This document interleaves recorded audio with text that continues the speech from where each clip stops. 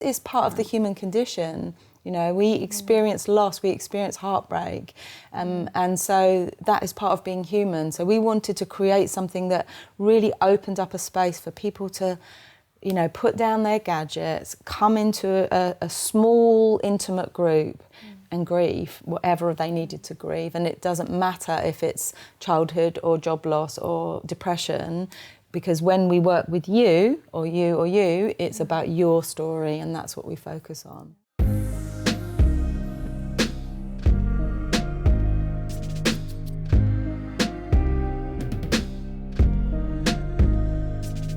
Hello, I'm Dr. Sheri Jacobson, and this is Therapy Lab, a podcast dedicated to therapy, thought, and the art of mental well-being. In this episode, we are joined by the co-founder of the personal development experience, The Bridge Retreat, Donna Lancaster, to talk about her life and work.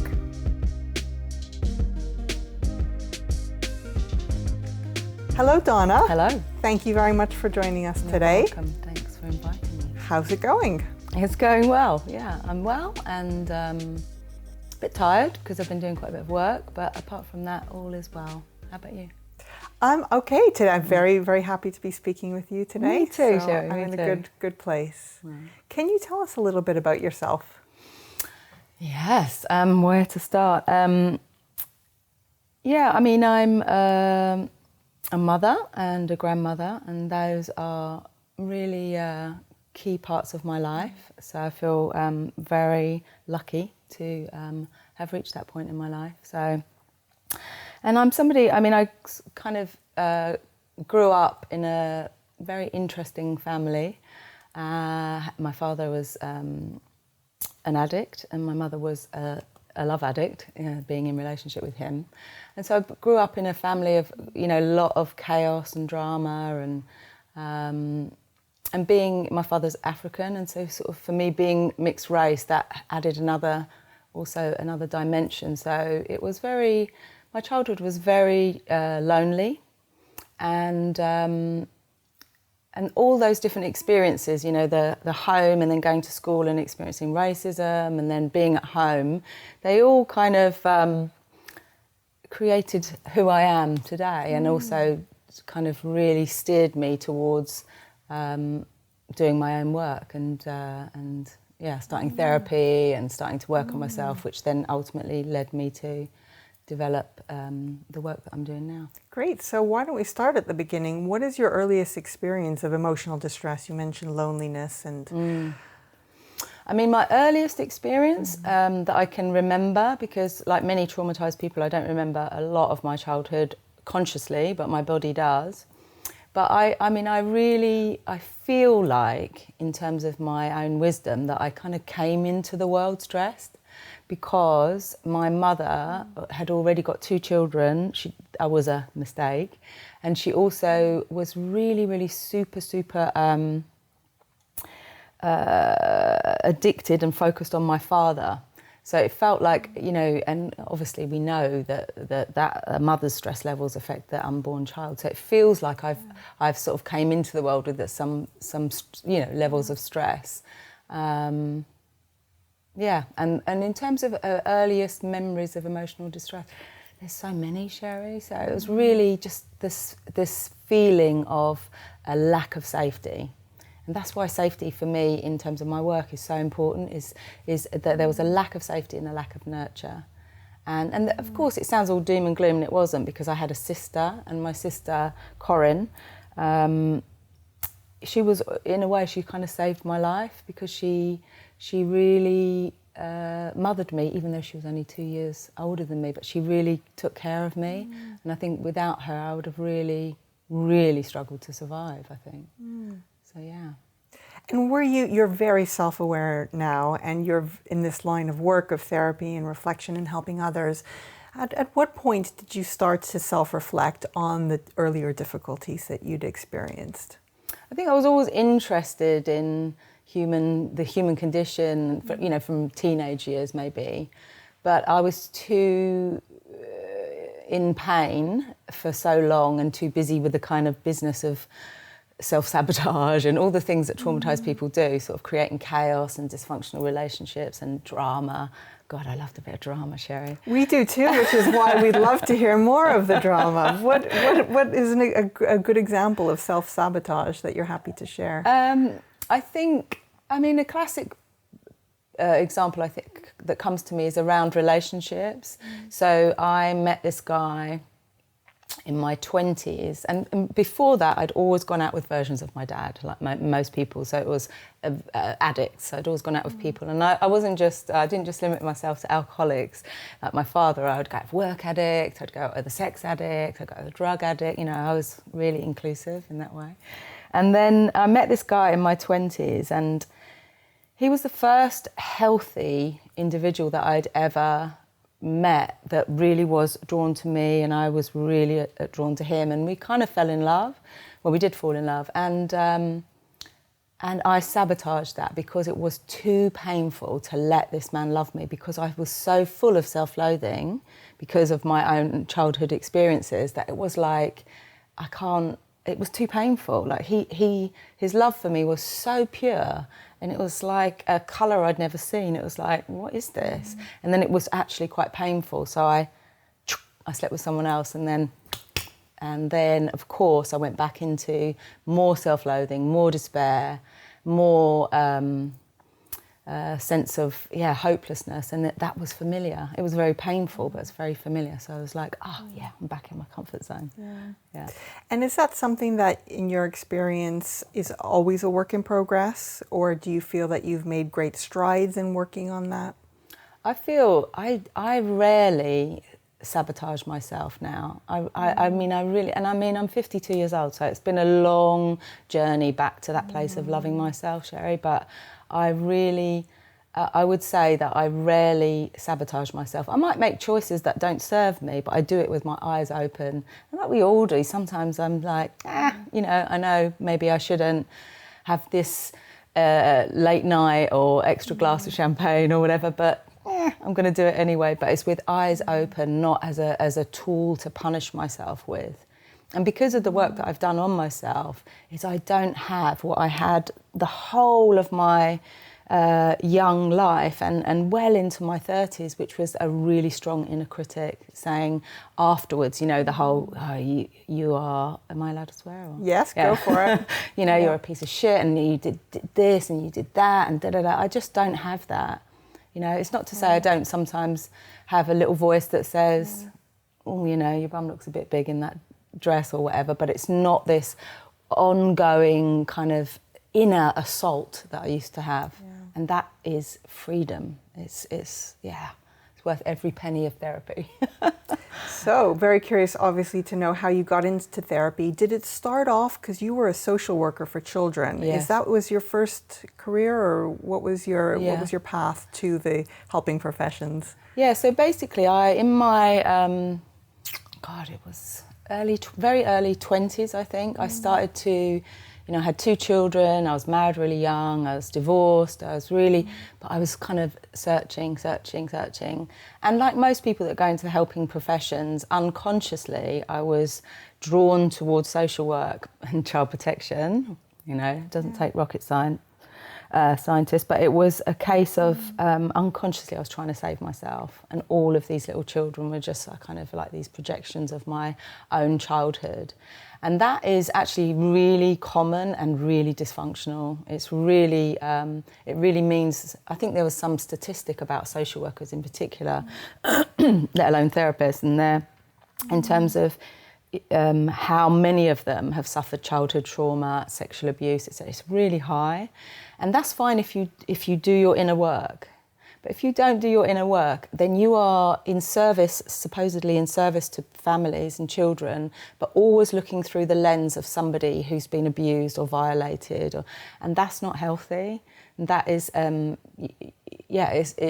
of course, it's going to taint your perspective when you're making huge decisions. Like me, I was making decisions in terms of my report writing about whether a mother would keep her child or not. But one thing sorry, but I was like 25 or something when I was a social worker, and it's such a huge responsibility at 25 to be and obviously it wasn't just down to me, sorry, but you know, to make those kind of decisions through the lens of an abused person, it's not fair, let alone healthy, to do that. So yeah, that was my beginnings. I basically started volunteering before I got into social work. I went to work in a care home, a teenage care home. Is that what they're called?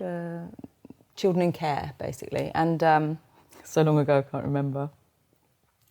And I was volunteering there, and I remember one night, Sheri, I literally sat down with these such sweet, lovely teenagers, and this girl said, "Will you stroke my hair?" And I was thinking, is that appropriate? I don't know. And she put her head on my lap, and I was thinking, ooh, you know, didn't know what the boundary was. And then these children, it was like the Pied Piper, you know, all these teenagers, and they started kind of coming and sitting around at my feet, and I thought, and it broke my heart, because I thought that these people, they just want love. They've got no one, and it's not to say there was anything special about me. It was just that I was a young woman myself, but I was also doing an evening session, like at night, when many of the daytime workers had gone. So that was the first thing of saying, oh, maybe that I've got something to offer. Yeah. And then how did you get into subsequent work? So was it from social care to teaching? So what happened was I did child protection social work for many years, and then I had a breakdown. And that, you know, as we both know, these things tends to be a real opening, and it was one of the most painful periods of my life, and one of the biggest gifts of my life. So I couldn't continue anymore. The universe intervened and laid me low in every sense. So I had this breakdown, and that made me really stop for the first time probably in my adult life. And then I had to really kind of evaluate, do I really want to work for a system that I don't believe in? I believe in social work, but I don't believe in the system.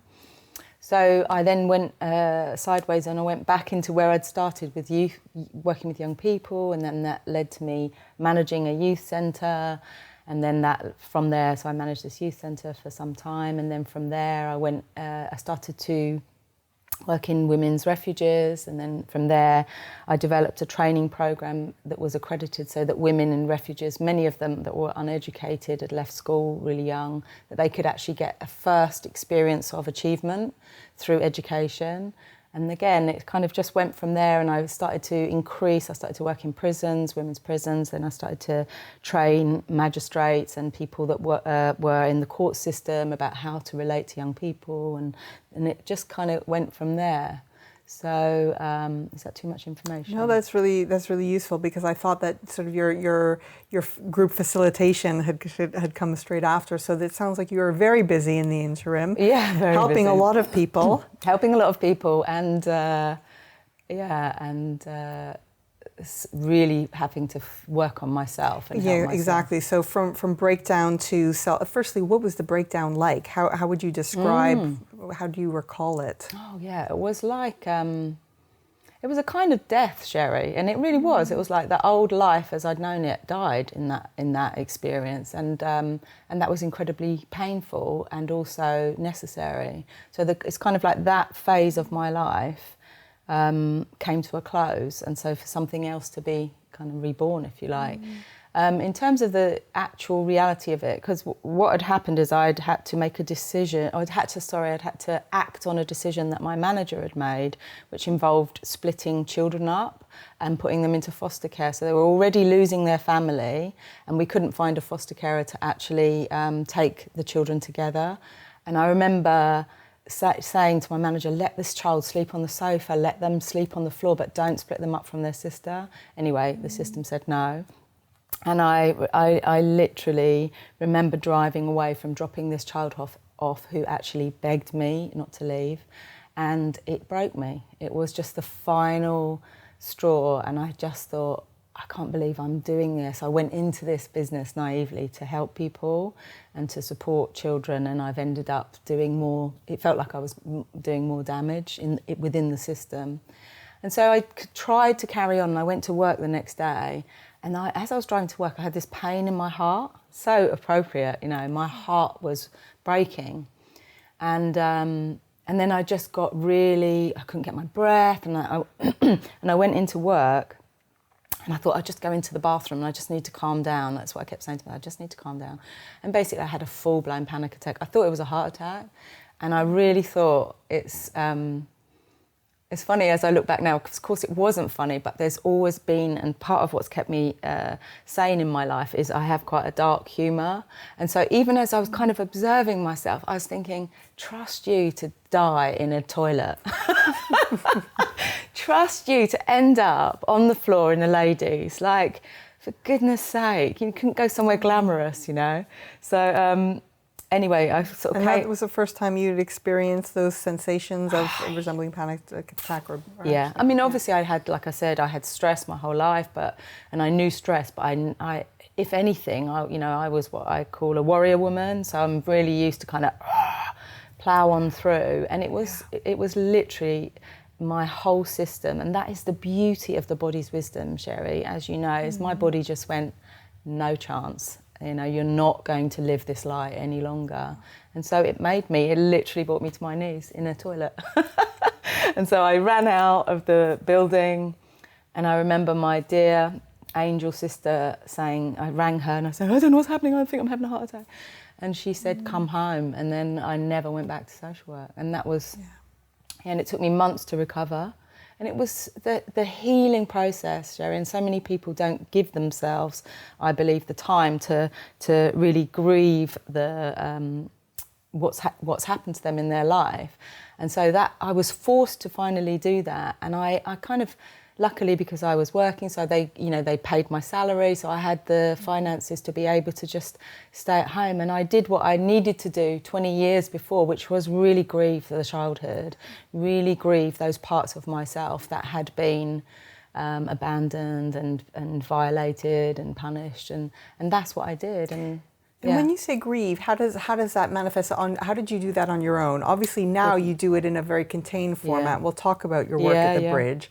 But what was it like for you to grieve? So I didn't do it by myself, is the first thing, because I think when you're in that state, and that I would say that about anybody, is I needed help. And so I found, first of all, I got referred to an NHS, a free 6 sessions kind of counsellor. So you went to your GP first and then got referred to see a counsellor? Yeah, so I went to my GP, and again, I went, and this is the irony of it, especially given the work that I was doing, was I really didn't know that I was depressed. I thought that I had heart problems. And I was thinking, I'm just going to go and he's going to say I've got a heart condition. And then he said to me, you do realise you're depressed? And I said, no, yeah, because I'm a warrior woman. And it was like, no. And he said, that sounds like a full-blown no. And then, so then he prescribed some antidepressants, and he said, go and see, you need to speak to someone. And I did. I needed desperately to speak to somebody. So your first experience of counselling. Yeah, and that was not good. So it was really negative, because she was really inexperienced and really, I'd say something, she'd say, oh yeah, that's like me, the classic sort of rookie mistake. And she was saying, oh yeah, I've been through this and that. And I thought, this is not helping. I'm carrying enough of my own load without, I've been listening to people all my life. I don't need you to tell me your problems. But luckily, I didn't lose faith, because I know I'm even then in my 20s, I was wise enough to know it's not, if that was one person.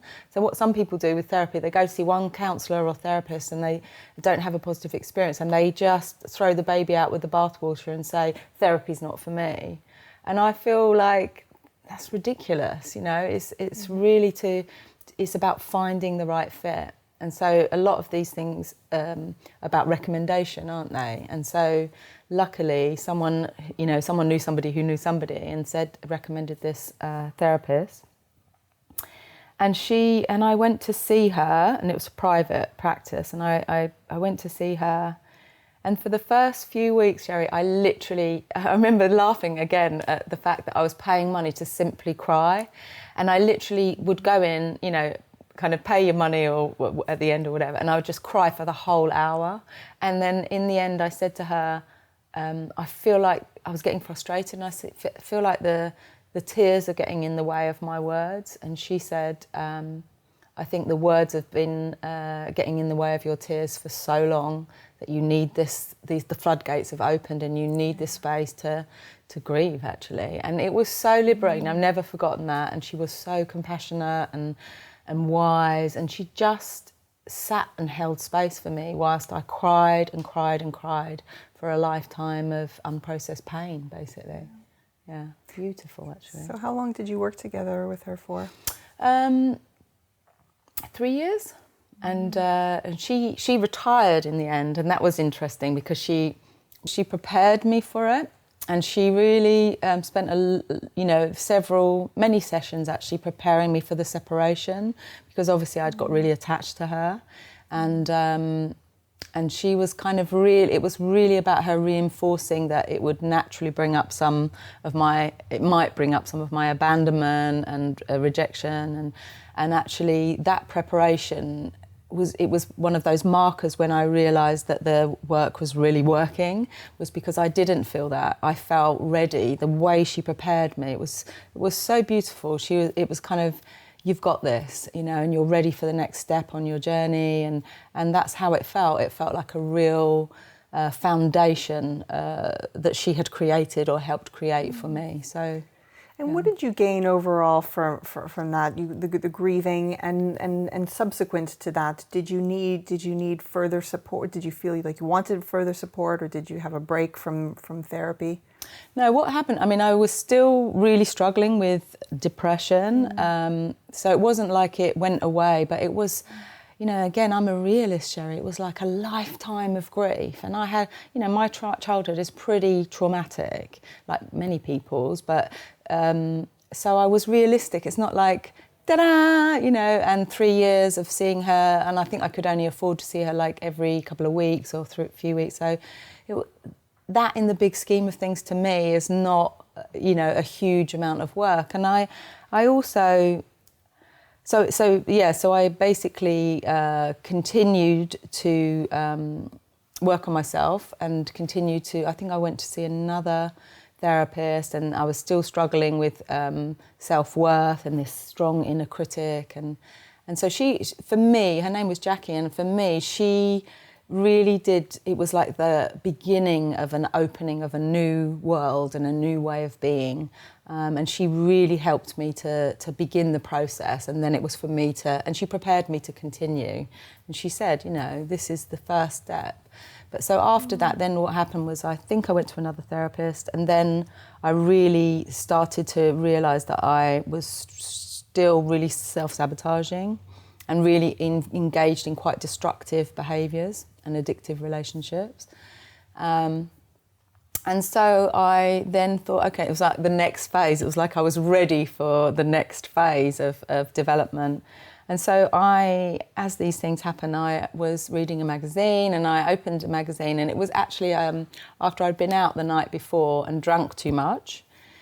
And I was feeling, and I had this self-loathing, like, why are you doing this? By this time I was 30-something. And so I opened the magazine, and there was an article about the Hoffman process, written by Oliver James. And I remember just reading this and knowing, absolutely, this is what I needed to do.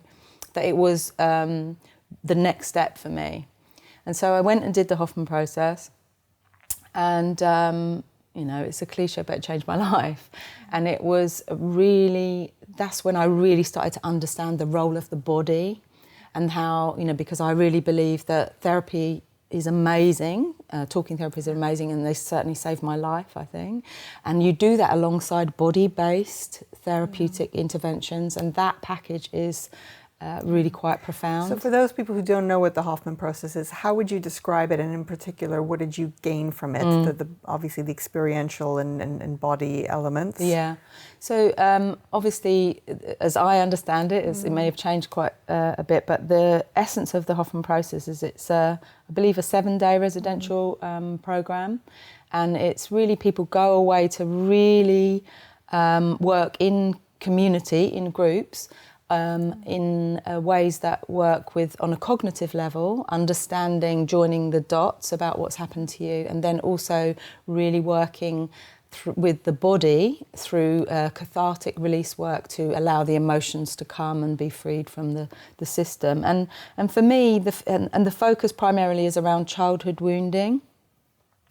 And that was, exactly what I needed to continue to work on, but bringing in the body. And that was really, when I did the Hoffman process, that was really a phenomenal leap into my own healing journey, is that I had come so far with therapy, and then it was like, okay, now almost like that set me up for this next piece, because I don't think if I'd have gone to Hoffman, I already thought when I got there, what is this? It was so far out of my comfort zone. But if I'd have done that without the therapy, I wouldn't have been ready. It prepared me, it was the foundations for that. And then when I did Hoffman, it was just like, wow, bringing the body in. And so much so that, as you know, I then I left and thought, and I had a vision, and you do this kind of visioning on the Hoffman process, and I had a vision of myself as a Hoffman teacher, as they were called then, a facilitator of the program. And so I then applied, and as these things happen, I applied to train with them. I got accepted, I trained with them, I became a Hoffman teacher, and I worked for Hoffman for 10 years. So, yeah. And then how did that lead you on to where you are now? Yeah, it basically, I worked for Hoffman for a long time, and it felt like all these things, it was a wonderful phase of my life, and I will be forever grateful for that program on a personal level and on a professional level. And the training I received, by the way, from the Hoffman Institute was exceptional.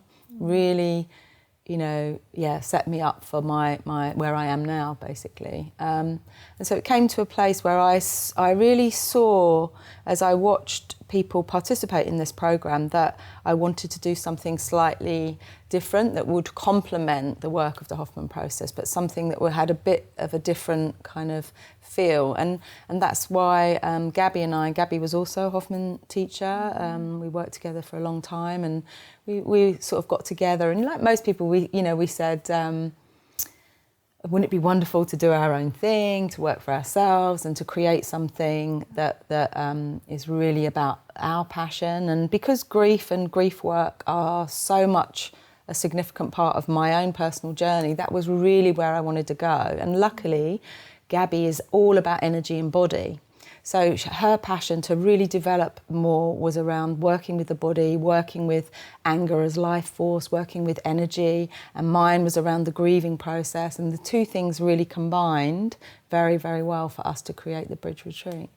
And so describe the Bridge to us, if you can. Yeah, so it's 6 days, a residential program, and it is...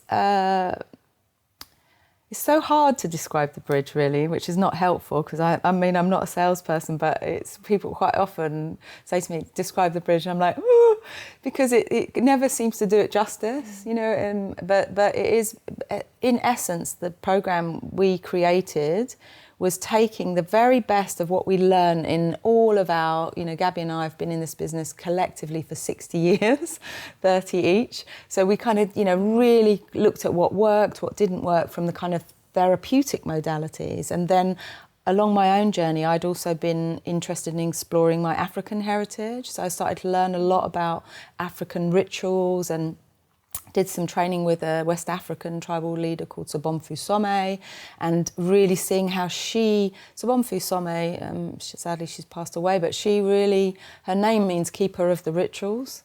And she's a fascinating woman, and she really believed that she was here in this lifetime to really come to the West and really educate the West about the grief, the need to grieve, and how, she says grieving is the soul cleansing, and grief is to the soul what food is to the body. So as I was learning more about the kind of African power of rituals, so we've blended that. So the Bridge is really allowing people to process whatever losses they have in their life, and that can be a loss of innocence, an end of a relationship, a bereavement, childhood. It's really miscarriage, job loss. There's so much many losses, pervasive, because it's part of the human condition.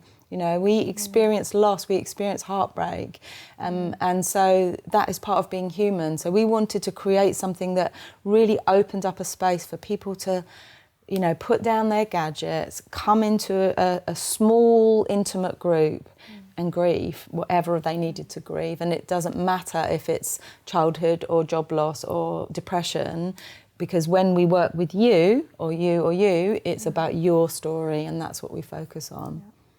And the feedback and the reviews have been phenomenal. Yeah. And you've had some prominent attendees as well. Bryony Gordon has written about it. Yeah. Fantastic acclaim. So that's absolute credit. And in addition, there's a documentary, Loved, it's called. Loved. Yeah. Could you tell us a little bit about that? Yes, it's that was a real challenge for us, Gabby and I, to be, let alone the participants, but to be filmed doing your work. I mean, talk about vulnerability. It's one thing to do your work in the privacy of behind the closed doors, but to actually know that you're being filmed and there's a camera crew of 7 people, it's quite something. And then you imagine for those people, the 12 people doing it, to have your heart, to take your heart out and say, here's my heart, here's my pain, here's my heartbreaks in front of cameras. I mean, I wouldn't be that brave. So yeah, what happened to create the documentary was there is a man called Jake Knowles, and Jake is a film director and he works for Channel 4, and he came to my attention because he approached me because he had sadly lost his child. His baby son died, but 10 years earlier, and he really he just couldn't move on because he hadn't grieved properly. And so he was really in a bad place. So yeah, things led to us working together. And then I told him about the bridge, and he said, yeah, this is what I need to do. So he came on the bridge to grieve the loss of his son, and you know, as he's written about, he found it really transformational. And so he said to me at the end of the bridge, I remember he said, you really have to make a film about this. You really need to let people know what you're doing in terms of how you're supporting people to come back to life, basically, because that's what he said. He felt like he came back from the dead. And so fortunately, on his retreat, there was another man who was an entrepreneur, and this entrepreneur said, "If you want to make the documentary, I'll fund it." And so, as these things happen, once he'd put it out there it was. And so then the entrepreneur funded it. So Jake was able to make the film, and they came basically for a week, and this time literally last year, and they filmed something like 80 hours of footage of us working with people. And then they created this beautiful documentary called Loved. And where is it accessible? Well, at the moment, it's going. So they've gone down the festival route, which I don't know. I don't know much about this, but what I have understood is that when you enter a film like this for festivals, you have to be very patient, because I just want to get it out there. And he's saying because people want exclusive. So if somebody's going to buy it, they want it exclusively, etc. So we have to be patient. So at the moment, it's going to the festivals, and we are so excited because we just got nominated for Best Documentary at an LA Film Festival. And so so we're just watch this space, really. Congratulations! And in the meantime, how can people find out about the bridge? So the bridge they can find out we have a website, obviously, thebridgeretreat.com. And also, if they want to watch a trailer of the documentary, there's a website called loveddocumentary.com. I may have just made that up, but I think that's what it's called. But certainly you can find out about it through the Bridge website as well. Yeah, and then obviously we have Instagram and Facebook, etc. Great. So grief, loss are major components on the program and at the Bridge. Vulnerability, self-love, self-worth, self-care, so many different themes. How do you look after yourself today? I look after myself in a variety of ways. I mean, obviously one of the biggest challenges for me, first of all, in terms of recovering from my own trauma, was to really as I said, once I grieved, that inner critic started to quieten. And then that freed me up to start to be kinder to myself and to offer myself more self-care. So how I look after myself, so I mean there's lots of things. Big thing for me is nature. I'm a big nature girl, especially trees, much to the hilarity of my children taking the mickey out of me as a tree hugger. Nothing wrong with that, but I love trees, I love walking in trees, and it is really a meditation for me. So I'm not a sitting on a cushion type of meditator, I'm more of a movement meditator, and so I really see my walks in nature as a meditation, and that's where, you know, I write a lot, and that's where I get all my writing content, through walking in nature. It just comes to me, and then I quickly write it down. So I look after myself through nature, through the gym, go to the gym 4 times a week. I walk loads, I try and walk everywhere that I can possibly. And the other way I really look after myself is making time, you know, the obvious things for my family, for my grandchildren, for my children, and really making that a priority, because the bridge is like a baby to me and it needs that attention, but also I have real babies in my life, which are my grandsons and my own children, and so I have to make sure that they get not just the crumbs, you know, which can happen with a lot of people that I've got a passion. It's like I'm not gonna sacrifice these lovely little boys and time with them to nurture this other baby, you know. They're my priority. And you're very open about that as well, and how important family time is to you by way of your posts on social media as well. And it is I think it's very energizing to see and warming, you know, the kind of the human side, and that someone as busy and successful as you also has time for everything from family to walks in nature. So it's very commendable. Thank you. Donna, thank you so much for coming today and taking time to share your experiences and how you've worked through many of them, the ongoing journey, and your self-care. Really appreciate it. Pleasure. Thanks, Sheri. Thank you. Thank you. HarleyTherapy.com is here to help you book counselling with qualified professional therapists online or in person at the times and prices that suit you wherever you are worldwide. If this is your first listen to Therapy Lab, do hit subscribe to keep up to date with new episodes. We'll see you next time.